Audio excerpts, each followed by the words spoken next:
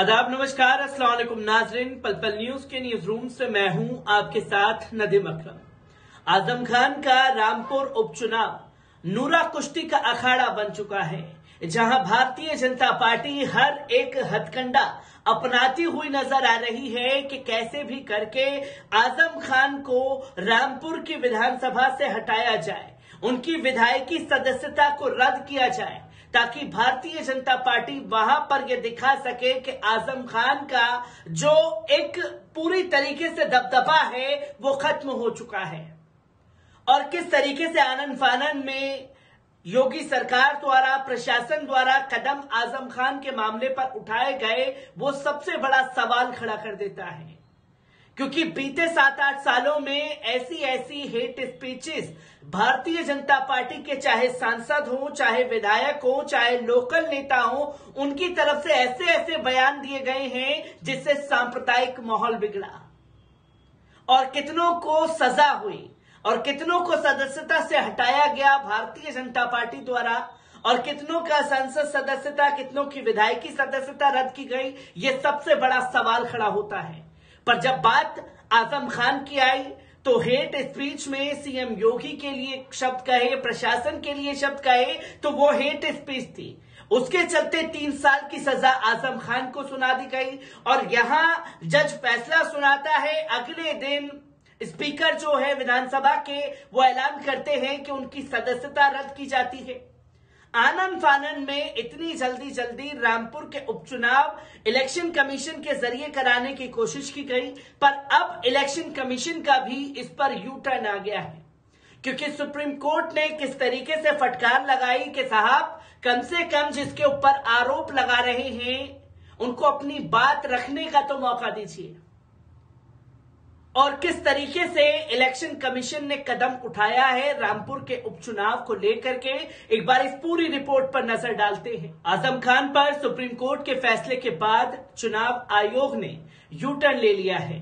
Chief election commission UP की तरफ से कहा गया है कि अब अधिसूचना 10 नवंबर को नहीं आएगी।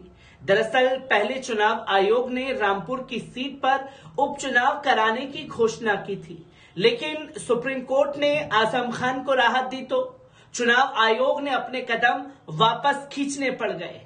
उधर देर शाम आजम खान ने रामपुर सी सेशन कोर्ट में हेट स्पीच पर अपने खिलाफ आए फैसले पर पुनर्विचार के लिए अपील दाखिल कर दी है। आजम को सीएम योगी के खिलाफ टिप्पणी के मामले में सजा सुनाई गई है।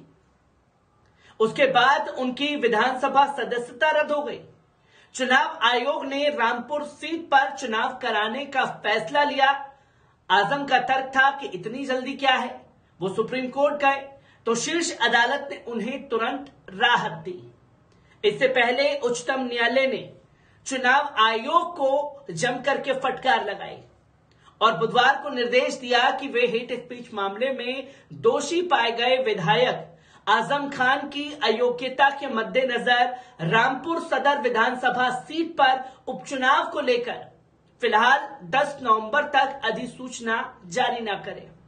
प्रधान न्यायाधीश डीवाई चंद्रचूड़ की अध्यक्षता वाली पीठ ने विशेष सत्र अदालत को निर्देश दिया कि वे दोष सिद्धि पर रोक लगाने की समाजवादी पार्टी नेता आजम खान की अपील पर गुरुवार को ही सुनवाई करे और निर्णय भी ले।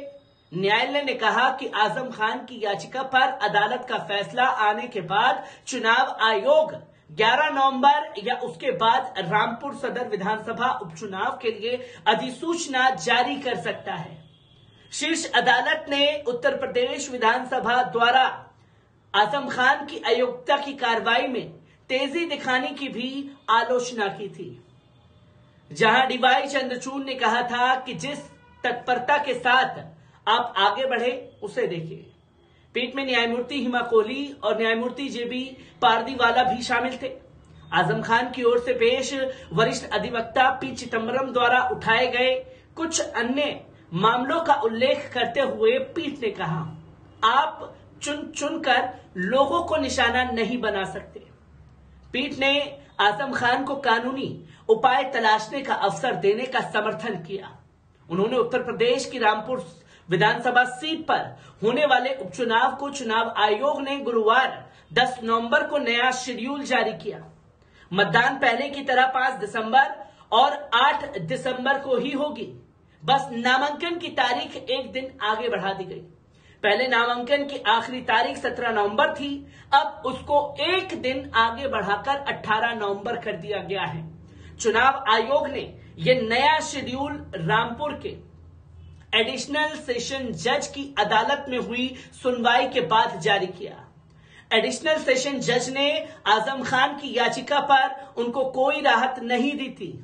आजम खान ने उपचुनाव को चुनौती देने और उनको सुनाई गई सजा पर रोक लगाने के लिए सुप्रीम कोर्ट में अर्जी लगाई थी। सुप्रीम कोर्ट ने उस अर्जी को रामपुर के एडिशनल सेशन जज की कोर्ट में भेज दिया था, जिस पर सुनवाई करते हुए एडिशनल सेशन जज ने आजम खान को राहत नहीं दी और उनकी याचिका को बिना सुने ही खारिज कर दिया। सुप्रीम कोर्ट के आदेश के बाद आजम खान की सदस्यता को लेकर आज रामपुर की सेशन कोर्ट में सुनवाई होनी थी। आजम खान को लेकर समाजवादी पार्टी के अध्यक्ष अखिलेश यादव ने भी पूरी ताकत झोंक दी है। उनकी पहल पर इलाहाबाद हाईकोर्ट से वकीलों की एक पूरी फौज रामपुर पहुंची थी। सुप्रीम कोर्ट में हुई सुनवाई के बाद मुख्य निर्वाचन अधिकारी अजय कुमार शुक्ला ने रामपुर विधानसभा उपचुनाव की अधिसूचना को अगले आदेश तक जारी नहीं किए जाने का निर्देश भी दे दिया है। रामपुर की सेशन कोर्ट में सपा नेता आजम खान की सजा पर सुनवाई से जुड़े मामले की सुनवाई होगी। इलाहाबाद हाईकोर्ट के वकीलों की टीम रामपुर कोर्ट में बहस करती हुई दिखाई दी, पर बहस करती उससे पहले ही जज ने तमाम चीजों को बिना सुने खारिज कर दिया। जहां सीनियर एडवोकेट इमरान उल्लाह और उनकी टीम के वकील रामपुर पहुंचे थे। इमरान उल्लाह इलाहाबाद हाईकोर्ट में आजम खान से जुड़े मामलों में भी पैरवी करते रहे हैं। सपा मुखिया अखिलेश यादव के कहने पर प्रयागराज से वो रामपुर पहुंचे थे।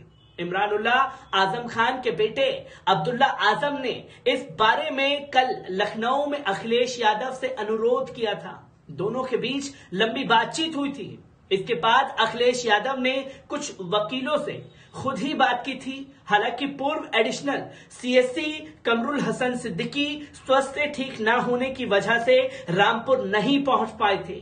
दिल्ली से भी कुछ वकीलों के पहुंचने की टीम जो है रामपुर पहुंची थी और सुप्रीम कोर्ट के आदेश पर रामपुर की सेशन कोर्ट में सुनवाई आजम खान को लेकर के होनी थी, जहां जज ने बिना सुने ही तमाम चीजों को नजरअंदाज कर दिया और आजम खान की याचिका को खारिज कर दिया।